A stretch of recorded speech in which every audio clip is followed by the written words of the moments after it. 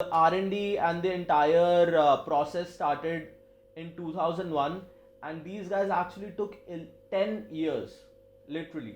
They took 10 years to develop the entire thing and come up with legitimate pieces that were ready to uh, be released or to be raffled out or to be given out to the world.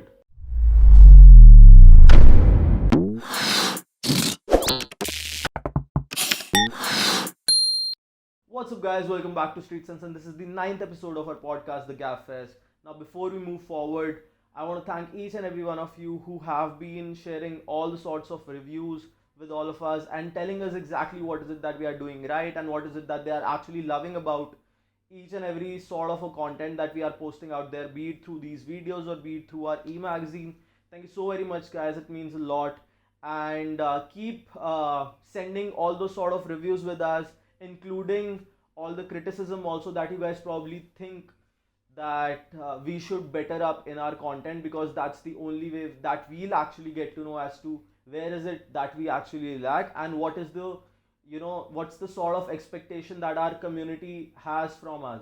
Likewise, for the same thing, please do let us know as to what are the sorts of podcasts that you guys actually want us to do, and what all topics do you want us to cover in these sort of podcasts, because some of you have been actually loving it and some of you actually want some sort of improvements to happen here and there, and we are constantly working towards that. So yes, do let us know what all are the topics that you guys actually want us to cover up, and we'll try our level best to do all of that for all you guys. Before moving towards the main topic, let's talk about what is it that I'm actually wearing today. It's nothing special. I won't even say that it's any sort of a drip, but these are the same pants that you guys saw me wearing in some other episode, which are from Jack and Jones, and this is a loose ass t-shirt from H&M. That's about it.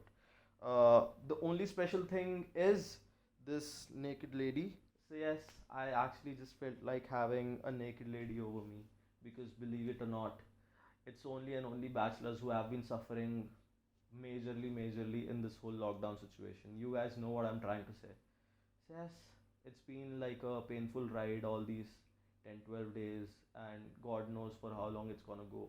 So, guys, quickly moving towards the main topic of the day, which is the Nike self lacing tech. Before we talk about all the drops that have happened with this specific tech, let's just quickly talk about the history and as to how this whole thing actually started off.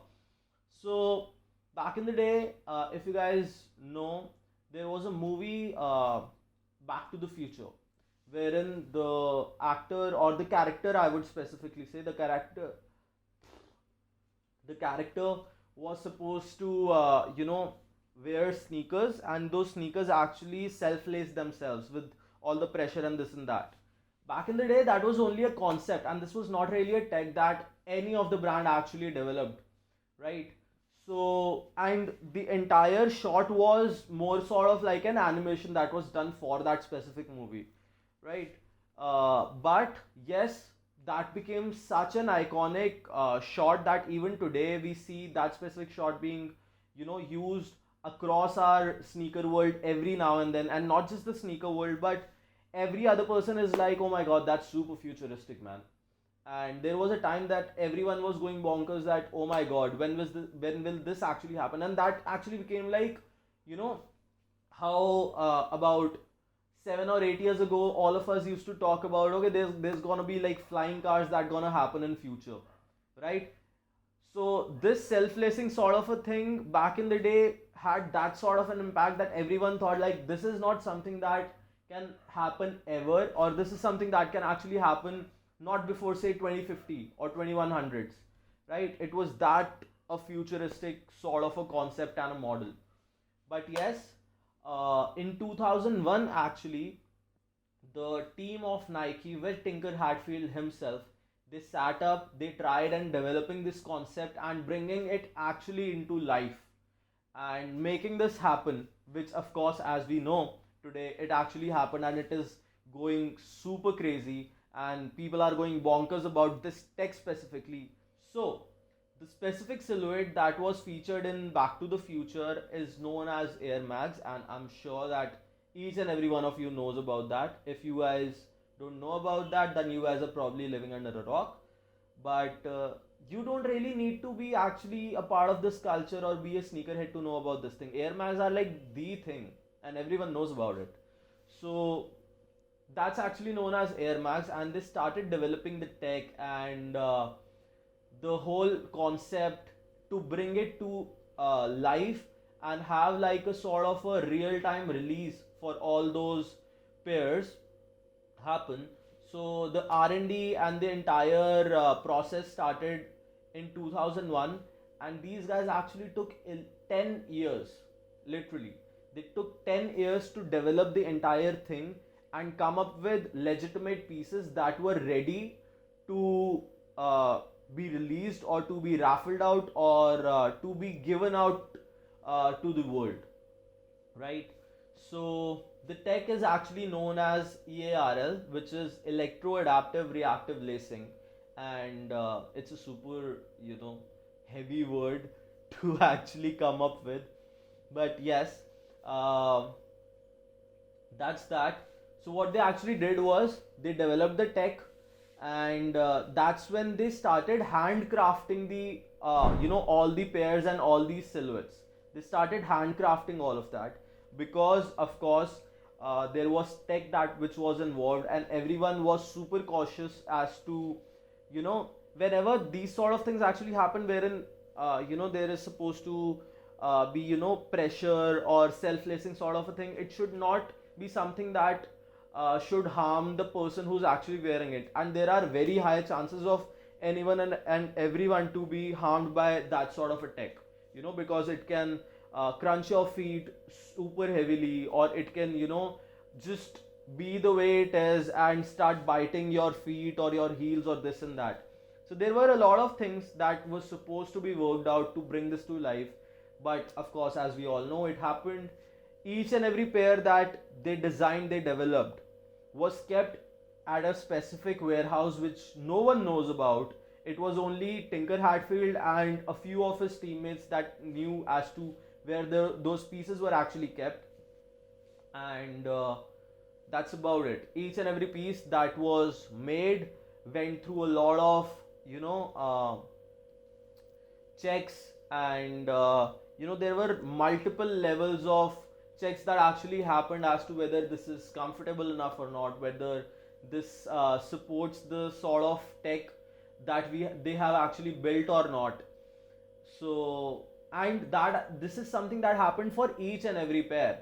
And in 2011, eventually what they did was they released 1500 pairs, only 1500 pairs, which dropped in 2011, and all of those pairs were, I think, raffled out, or there was some sort of lottery tickets that were given out to each and everyone who wanted to cop that thing, and the people who won the lottery won the entire game, man. Like today they are more sort of like millionaires only and only because they have that one specific pair, and the value of that specific pair touches like in regular terms, nothing less than about 20 to $30,000, easy, easy. Now, moving back a few years before this entire concept was planned to bring it actually to life, you guys won't believe, but it was not just designers who were working on the silhouette, but the entire team had, a lot of engineers, a lot of aerospace engineers. Why aerospace? I'll actually tell you about that. So, if you guys actually don't know, Tinker Hatfield is not really a designer. He eventually became a designer since he started designing sneakers for Nike. But from the background, he's actually an architect who was hired by Nike to develop and to design all their campuses and stuff like that. But he entered that whole domain and he started working on a silhouette which defines not just his own legacy but defines the entire legacy of Nike, which was Nike Air Max 1. And on the other hand, the person who actually developed the whole air tech for Nike was actually Mark Rudy, and he himself was an aerospace engineer, right? Nothing to do with the fashion industry, nothing to do with the sneaker industry. They were all hired by Nike for different sort of purposes, but came into this domain, and these are the major two people who have uh, given Nike what they are today. And sort of the entire Nike's legacy is dependent on these two people and has been, right? So that's that. So when there was a sort of planning that was going on as to who all should be a part of this team.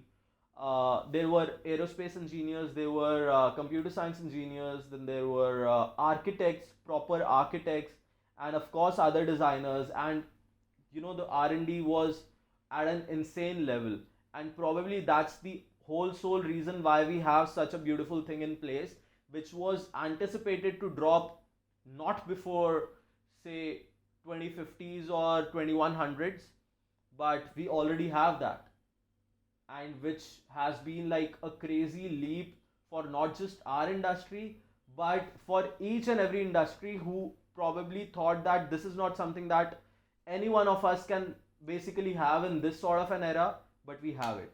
So yes, moving past that from all that history lesson, 2011 had 1500 pairs dropping, and then after that, they launched 88 more pairs in 2016, which was like a even more sort of a premium drop because there were only 88 pairs that were supposed to drop. And again, we are proud to say that out of those 88 pairs, we've got one pair in India. So Shashwat Singhania actually copped a pair for the whole of India. Of course, it lies inside his closet, but you know, having one pair out of the only 88 pairs ever developed and ever released, it's a great deal for India, man. And thanks, my G. Yes, so all in all, that again marked a sort of a legacy for Nike as a whole, because it was Nike that developed the entire thing, that brought something which was so futuristic in place, and on the feet of some of the crazy hype beasts specifically, and sneakerheads, I would say. But it was not just about Air Mags. Of course, Air Mags uh, became a thing because of that whole movie, and that's why they developed exactly the silhouette which was shown in the movie.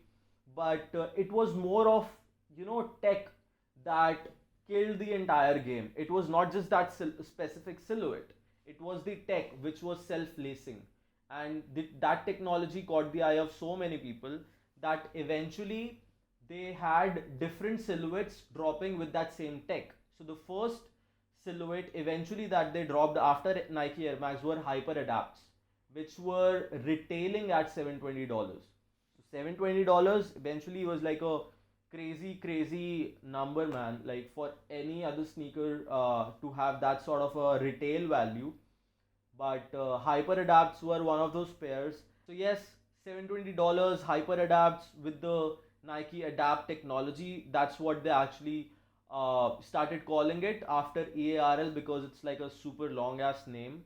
But that's what they termed it as, the Nike Adapt, because the sneaker adapts to your feet. That's how they came up with the name. And $720 is like a super crazy money for that, man. But even for hyper adapts, because now it was more sort of like a thing that Nike started doing, was that they did not wanted the tech to be restricted with say one or two silhouettes. They wanted more and more pieces and pairs to drop with the same technology. So with hyper adapts they did a lot of tests, which was like, I'll just name a few. 30,000 impact pulses at 780 pounds of force, then 2900 continuous lacing cycles from tight to loose, 40,000 button presses, 5,000 cycles of flexing from left to right, 140-degree Fahrenheit at 85-degree humidity, doused in nearly 80 gallons of water in 3 minutes, 300 miles of running. So all these sort of tests actually happened with hyper adapts before they actually released the entire silhouette to the world, right? So Nike as a brand has always been super cautious as to what is it that they are offering out to the world. Moving past that, uh, the mark of $720 as far as the retail value is concerned, which is like super huge as far as any sneaker or silhouette is concerned, let alone the technology away, right? So as far as a sneaker is concerned, $720 is huge. This is something that they countered with their eventual drops with the Adapt BBs, which retailed at $350. And this specific silhouette was told to be the basketball sneaker, right? So as a silhouette, I won't really comment on that. Why? Because this is like this actually. If you look at this specific pair, this looks like a basic slip-on, more of like a PG sort of a vibe. Nike PGs, if you guys know about it, right? Sort of a vibe. But the entire thing that kills it for BBs is the tech, of course, right? So eventually, what has started happening is that it's more sort of tech driven silhouettes that are coming out, and not just super funky or super crazy sort of silhouettes. As far as the look and feel is concerned, it's a very casual and a simple looking sort of a sneaker as far as the look and feel is concerned, but the tech is something that kills the game for Adapt BBs. And yes, after that, Hurachis also came in place. And personally speaking, if I compare these two silhouettes, which is Adapt BBs and Hurachis, the Adapt Hurachis is something that I would prefer, because the look and feel of that is, tech is of course there, but the look and feel is also like immensely crazy, man. And again, the retail value of $350 is completely on point, guys. So, personally speaking, the whole E.A.R.L tech, and believe it or not, if you guys got to know about this whole tech and this whole, about all these silhouettes for the first time, believe this, that we already have some self-lacing technology and self-lacing sneakers in place, which all of you can easily cop. Not easily, actually, sorry for that, but you guys can still cop it at some sort of a resale value. But yes, moving forward, of course, the way they had Adapt VBs and Adapt Hurachis came in place, and there is already announcement of Adapt VBs 2.0 to drop eventually, like later this year only. So what we can basically expect is Nike to drop a lot more silhouettes in with this specific tech, because again, it still is, even though we've had this tech in place for uh, you know a decade or almost a decade now, but it's still super futuristic, and it's still something that is unmatched from any other brand, from any other league. So this is something that we should all really focus about and move around. And what we can basically expect from Nike is to drop a lot of their other silhouettes to come with this specific technology, and again take over the entire market, guys. If you know Okay, so for that matter, let's do this thing. You guys actually let us know and tell us which is the specific silhouette that you guys would love to see Nike to come up with this tech. So it can be an Air Max, it can be any sort of Jordan silhouette, any sort of a LeBron silhouette. So let us know which specific silhouette do you guys think that Nike should actually come up with this specific technology, which is the self-lacing one. So yes, that's that, guys, for the day and for this specific video. I'm sure that this specific video is not as long as probably the other videos have been, and this was again one sort of a suggestion that we got from a lot of people, and we are trying to crunch down the time as well. But at the same time, we want to put out as much information right away with all our videos. So we don't really want to compromise with time, but we would love to crunch down the time space as well, because that is something that a lot of you have been expecting. So yes, guys, thank you so very much for tuning in. But yes, before signing off, I would just like to give all you guys one small little sort of a newsbreaker. So we've talked about the Nike self-lacing tech today, but do you guys know there's a similar sort of a tech that Puma also has, and they started developing that specific tech way before Nike, right? So do let us know if you guys would be interested to know about that also, and we would love to make a video around that space too. If you guys enjoyed this video, make sure you hit that like button, and please guys, don't leave without subscribing. That's something which is super important for all of you guys to do it. and all that I can ask you guys is to please guys subscribe. Thank you so very much for tuning in. See you guys super soon, which is gonna be tomorrow only. Take care, stay away from the viruses, and good night.